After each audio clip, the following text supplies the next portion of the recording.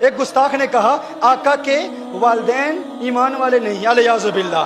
ہاں میں نے کہا دلیل دو، میں نے کہا دلیل دو. دلیل دی، عقل کے اندھو نے دلیل دی. کہا دیکھو نبی کریم صلی اللہ علیہ وسلم مقام ابوا میں آئے، میرے آقا صلی اللہ علیہ وآلہ وسلم نے اللہ سے اجازت مانگی کہ اللہ مجھے اجازت دے اپنی ماں کی قبر پر جاؤں، تو اللہ نے اجازت دے دی. آقا نے دعائے مغفرت کی، دعائے مغفرت کرنا چاہیے، اللہ نے منع کر دیا. کہا محبوب ماں کے لیے دعائے مغفرت نہ کرنا، تو یہ دلیل ہے چونکہ اللہ نے منع کیا. کہا حدیث صحیح ہے، میں نے کہا صحیح ہے. کہا اللہ نے منع کیا کہ نہیں، میں نے کہا منع کیا. کہا جب اللہ نے منع کیا کہ ماں کے لیے دعائے مغفرت نہ کرو، تو پتہ چلا دعائے مغفرت نہ کرنا اور دعائے مغفرت کی اجازت نہ دینا اس بات کی دلیل ہے وہ ایمان والی نہیں تھی. میں نے کہا ایمان والی نہیں تھی، نام کیا ہے؟ آمنہ ہے. ارے آمنہ تو ہوتی ہی ایمان والی ہے.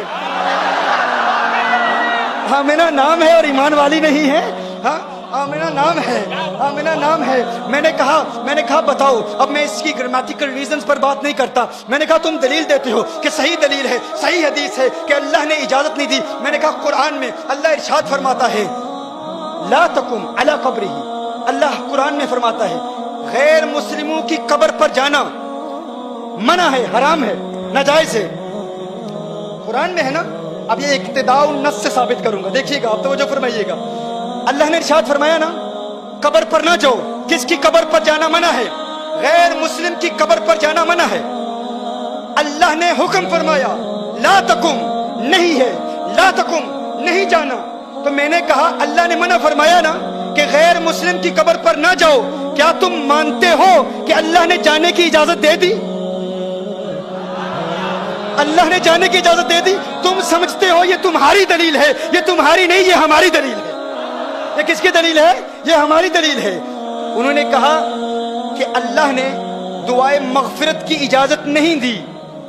تو دعائے مغفرت کی اجازت اس لیے نہیں دی کہ الیاذ باللہ سیدہ مومنہ نہیں تھی.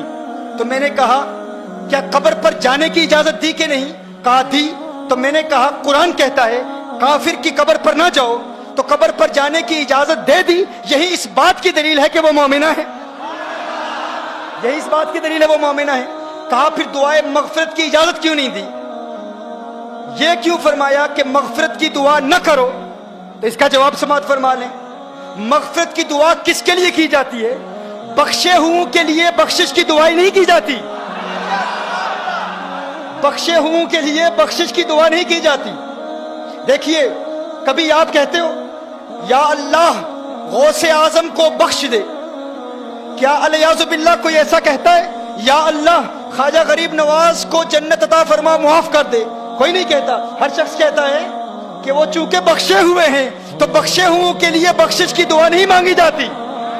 کیا الیاذ باللہ کوئی کسی نبی کے لیے کہہ سکتا ہے اے اللہ عیسیٰ علیہ السلام کی مغفرت فرما، موسیٰ علیہ السلام کی مغفرت فرما؟ نہیں. قانون کیا ہے؟ بخشے ہوں کے لیے بخشش کی دعا نہیں کی جاتی. دیکھیے جب آپ نماز جنازہ پڑھتے ہیں بالغ کے لیے کیا دعا پڑھتے ہیں؟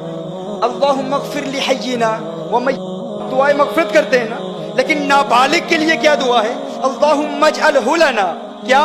فرۃ واجعلہ لنا.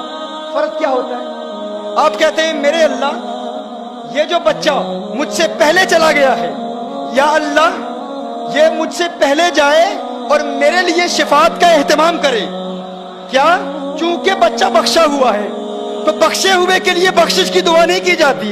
بخشے ہوئے کے لیے کہا جاتا ہے یا اللہ یہ مجھ سے پہلے جا رہا ہے، آخرت میں میرے لیے شفاعت کا اہتمام کرے، میری بخشش کا وسیلہ بنے. تو کہا تم کہتے ہو کہ حضور نے اپنی ماں کے لیے مغفرت کی دعا نہیں مانگی، اللہ نے اجازت نہیں دی. ارے اس بات پر غور کرو، مغفرت کی دعا اس کے لیے مانگی جاتی ہے جس کے لیے مغفرت نہ ہونے کا امکان ہو. ارے وہ تو پہلے سے ہی بخشی ہوئی ہے، ان کے لیے یہ دعا نہیں کی جاتی کہ ماں کے لیے مغفرت کی دعا مانگو. میں کہتا ہوں یونس علیہ السلام ایک مچھلی کے پیٹ میں رہے، اس مچھلی کے پیٹ میں رہنے کی وجہ سے یونس علیہ السلام کو اتنا بلند و بالا اور اعلیٰ مقام ملا. تو گویا کہ اللہ ارشاد فرما رہا ہے جس مچھلی میں ایک نبی رہے اس کو وہ مقام ملتا ہے. ارے جس ماں کی پیٹ میں آمنہ کا لال ہے وہ ماں مغفرت کی محتاج نہیں ہوتی، اس کے لیے مغفرت کی دعا دعا نہیں مانگی جاتی، اس کے وسیلے سے